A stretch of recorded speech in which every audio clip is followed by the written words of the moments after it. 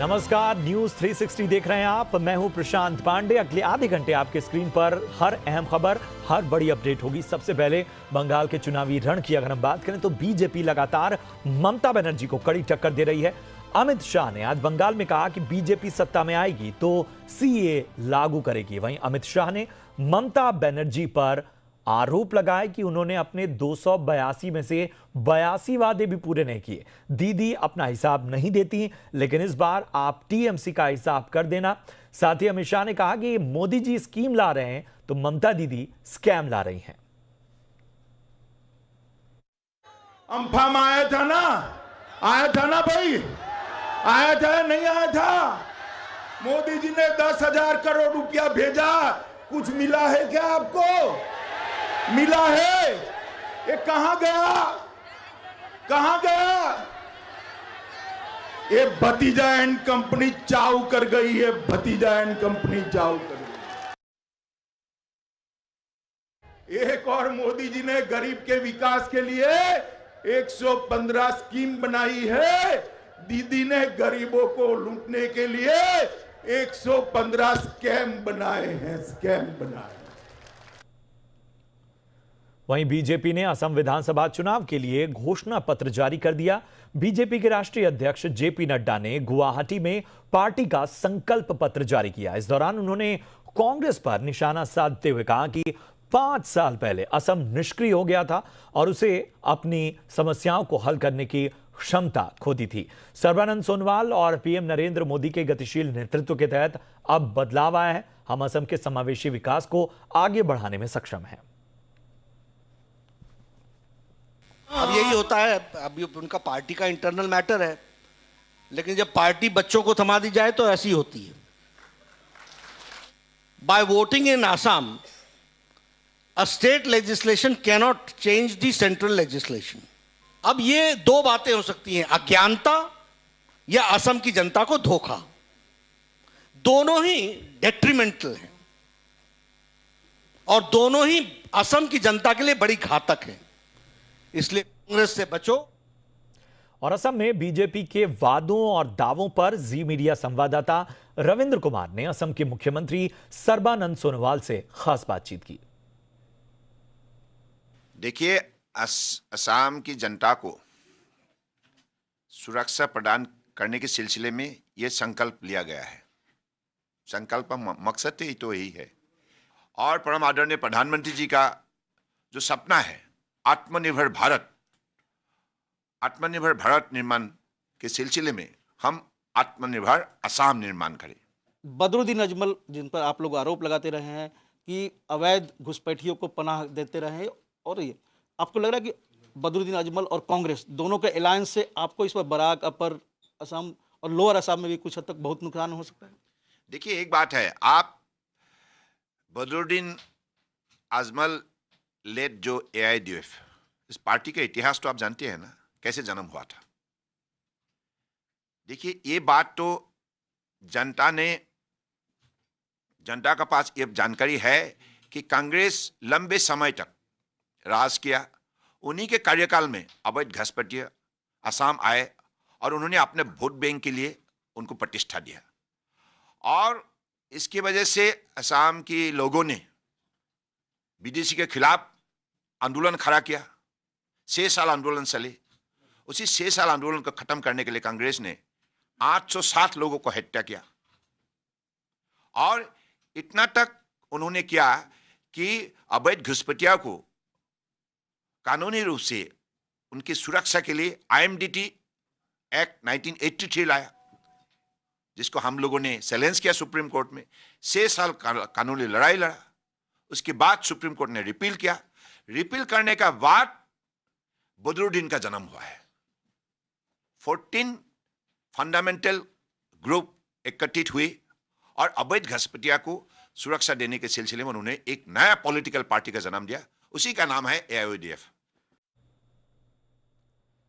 इधर मुंबई में एंटीलिया के पास विस्फोटक मिलने के मामले में महाराष्ट्र के पूर्व मुख्यमंत्री और बीजेपी के वरिष्ठ नेता देवेंद्र फडणवीस ने प्रेस कॉन्फ्रेंस की। फडणवीस ने कहा कि एनसीपी सुप्रीमो शरद पवार की ओर से कल राज्य के गृह मंत्री अनिल देशमुख को लेकर जो दावे किए गए वो सभी झूठे हैं। शरद पवार ने कहा कि 16 फरवरी से लेकर 27 फरवरी तक देशमुख घर में क्वारंटीन थे, लेकिन सच तो यह है कि इस बीच वो चार्टर्ड प्लेन से नागपुर से मुंबई आए थे। फडणवीस ने आरोप लगाया कि महाराष्ट्र में आईपीएस के ट्रांसफर का रैकेट चल रहा था, जिसमें कमिश्नर ऑफ इंटेलिजेंस ने पकड़ने से पहले डीजी और एसीएस होम की अनुमति ली और मुख्यमंत्री तक रिपोर्ट पहुंचाई, लेकिन इस रिपोर्ट पर अब तक कार्रवाई नहीं की गई।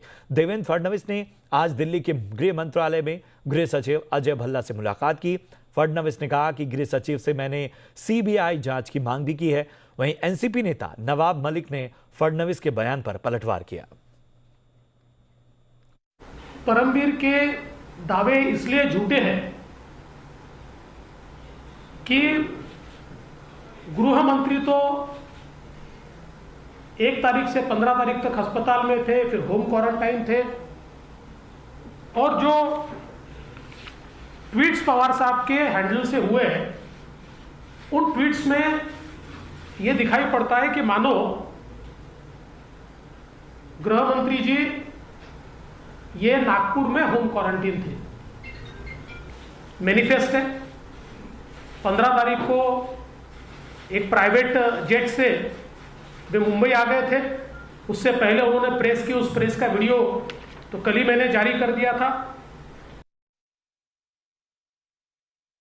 एक राष्ट्रीय नेता के मुंह से, और जो देश में जाने माने नेता माने जाते हैं, उनके मुंह से कल गलत बातें कहलवाई है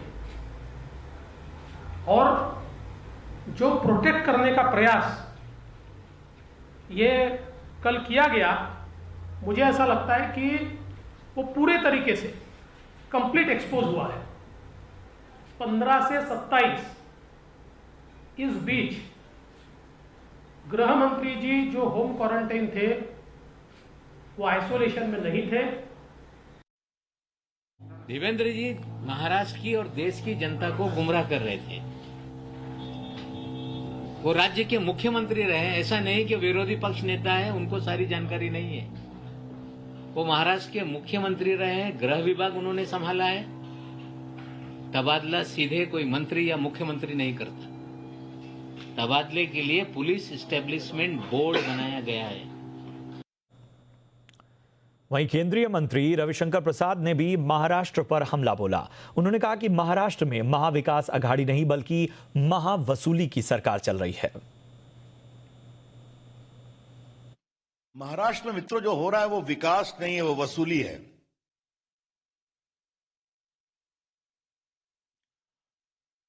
परसों अपने पटना के प्रेस में मैंने कहा था कि ये महा लूट अघाड़ी है।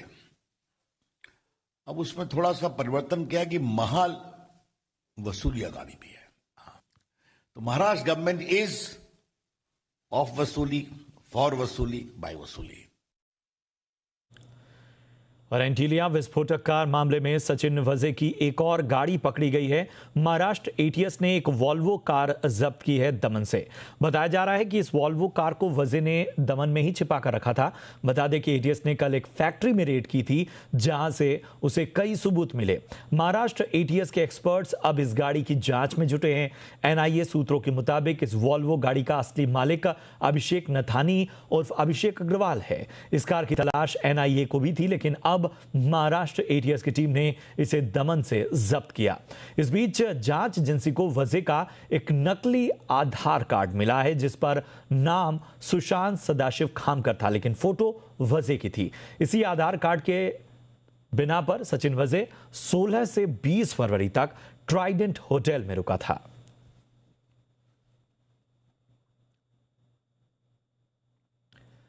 वहीं कोरोना वैक्सीनेशन को लेकर केंद्र सरकार ने बड़ा फैसला किया है। देश में 1 अप्रैल से वैक्सीनेशन का दायरा बढ़ाया जा रहा है। अब 45 साल से अधिक उम्र वाले हर व्यक्ति को कोरोना की वैक्सीन लग पाएगी। केंद्रीय मंत्री प्रकाश जावड़ेकर ने प्रेस कॉन्फ्रेंस में इस बात का ऐलान किया कि लोगों को सिर्फ अपना रजिस्ट्रेशन कराना होगा और आसानी से उन्हें सरकारी और प्राइवेट सेंटर्स पर वैक्सीन मिल पाएगी। सरकार के इस फैसले से देश की करीब 18.5% आबादी वैक्सीन के दायरे में आ जाएगी। फैसला ये कि 1 अप्रैल के बाद 45 से ऊपर कोई भी हो जिसको बीमारी है या नहीं है, सबको वैक्सीन उपलब्ध होगा। और बात करें कोरोना की, तो देश में वैक्सीनेशन के बावजूद कोरोना का संकट गहराता जा रहा है। 24 घंटे में वायरस के करीब 41,000 नए केस दर्ज हुए हैं और 199 लोगों की मौत हुई है। वहीं 29,000 से ज्यादा लोग ठीक होकर अपने घर गए हैं। देश में फिलहाल 3,45,000 से ज्यादा एक्टिव केस हैं। वहीं कोरोना की रफ्तार को काबू करने के लिए देश के कई राज्यों ने होली को लेकर नए नियम लागू किए हैं। यूपी में सार्वजनिक या जुलूस के आयोजन से पहले प्रशासन की अनुमति लेनी होगी। कार्यक्रम में मास्क, सोशल डिस्टेंसिंग अपनाना होगा। वहीं महाराष्ट्र में भी सभी होली मिलन समारोह पर रोक लगा दी गई है। लोन मोरेटोरियम मामले पर सुप्रीम कोर्ट ने बैंकों को ज्यादा और ग्राहकों को थोड़ी राहत दी है। कोर्ट ने साफ कहा है कि मोरेटोरियम की अवधि 6 महीने से ज्यादा नहीं बढ़ाई जा सकती। कोर्ट ने यह भी साफ किया कि बैंक मोरेटोरियम अवधि के दौरान ब्याज पर ब्याज नहीं लेंगे। इस बारे में पूरी खबर के साथ हमारे साथ जुड़े हैं जी मीडिया संवाददाता दानिश आनंद। दानिश, बताएं क्या कुछ व्यवस्था की गई है? देखिए, मोरेटोरियम के मामले में सुप्रीम कोर्ट ने एक अहम फैसला सुनाया और फैसले के मुताबिक पिटिशनर्स जो एक कंप्लीट इंटरेस्ट के वेवर की डिमांड कर रहे थे, कोर्ट ने उसको पूरी तरह से खारिज कर दिया और ये साफ कर दिया कि इंटरेस्ट पर वेवर नहीं दिया जाएगा। वहीं दूसरी तरफ पिछले साल सुनवाई के दौरान सुप्रीम कोर्ट ने फ्रेश एनपीएस को डिक्लेयर करने पर एक स्टे लगाया था। उस स्टे को भी अब कोर्ट ने वेकेट कर दिया है। और साथ ही साथ अगर बैंक्स ने या किसी फाइनेंशियल इंस्टीट्यूशन ने अपने कस्टमर्स पर किसी तरह की पेनल्टी लगाई है या किसी तरह का इंटरेस्ट ऑन इंटरेस्ट लगाया है या किसी तरह का भी इंटरेस्ट है जो जायज़ नहीं है, उनको फाइनेंशियल इंस्टीट्यूशंस और बैंक्स को अपने कस्टमर्स को वापस करना पड़ेगा, रिफंड करना पड़ेगा। नहीं तो उनको आने वाली ईएमआई में कहीं ना कहीं एडजस्ट करना पड़ेगा। लेकिन कोर्ट की आज जजमेंट के दौरान काफ़ी अहम ऑब्जर्वेशंस आई और कोर्ट ने आज ये साफ स्पष्ट कर दिया कि ऐसा कहना कि सरकार और आरबीआई ने कुछ नहीं करा वो सही नहीं रहेगा, क्योंकि सरकार की तरफ से और आरबीआई की तरफ से जो हो सकता था उन्होंने अपनी पूरी पावर में रहकर वो करा है। और कोर्ट ने इस बात को भी साफ स्पष्ट कर दिया कि किसी भी गवर्नमेंट की इकोनॉमिक पॉलिसी पर कोर्ट नहीं घुस सकता जब तक वो आर्बिट्री या मैलिफाइड नहीं है। तो कुल मिलाकर देखा जाए तो आज की जजमेंट में बैंक्स को तो रिलीफ मिली ही है, कहीं ना कहीं जो छोटे लोन लेते हैं लोग उनको भी रिलीफ मिली है। बहुत बहुत शुक्रिया करेंगे दानिश आपका इस अहम जानकारी के लिए। बढ़ते अगली खबर की ओर। कल 3 अधिकारियों के यहां सीबीआई छापे के विरोध में आज सेबी के स्टाफ ने प्रदर्शन किया। उनकी मांग थी कि सही नीयत से लिए गए फैसलों पर जांच एजेंसियों से बचाव का पक्का इंतजाम होना चाहिए। सीबीआई ने कल सेबी के 3 अधिकारियों के यहां शारदा चिटफंड घोटाले में जांच के लिए छापेमारी की थी। सेबी अधिकारियों में इस बात को लेकर रोष है कि इस तरह कोई भी जांच एजेंसी उनके फैसलों पर सवाल पैदा कर उन्हें परेशानी में डाल सकती है, जिसका असर सेबी के कामकाज पर दिख सकता है। मांग है कि अगर किसी अधिकारी के खिलाफ गड़बड़ी का शक है तो पहले बतौर संस्था सेबी से जवाब मांगा जाए।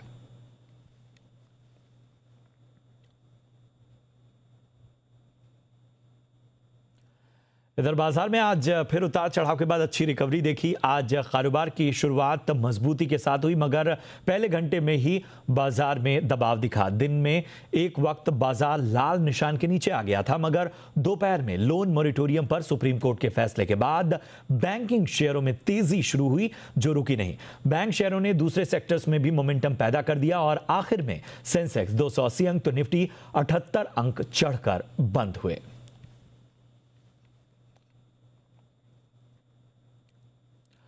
और आज देश भगत सिंह की याद में शहीद दिवस मना रहा है। केवल 23 साल की उम्र में भगत सिंह देश की आज़ादी के लिए फांसी पर चढ़ गए थे।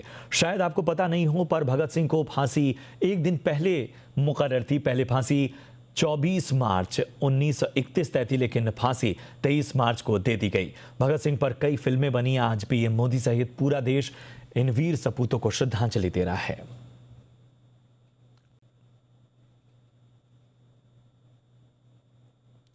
और अब आपको एक तस्वीर दिखाते हैं बरसाना के राधा रानी मंदिर की, जहां लड्डू मार होली खेली गई, लेकिन एक साथ सैकड़ों लोग यहां पर बिना मास्क के दिखाई दिए। साफ है कि 2 गज की दूरी का ध्यान किसी ने नहीं रखा।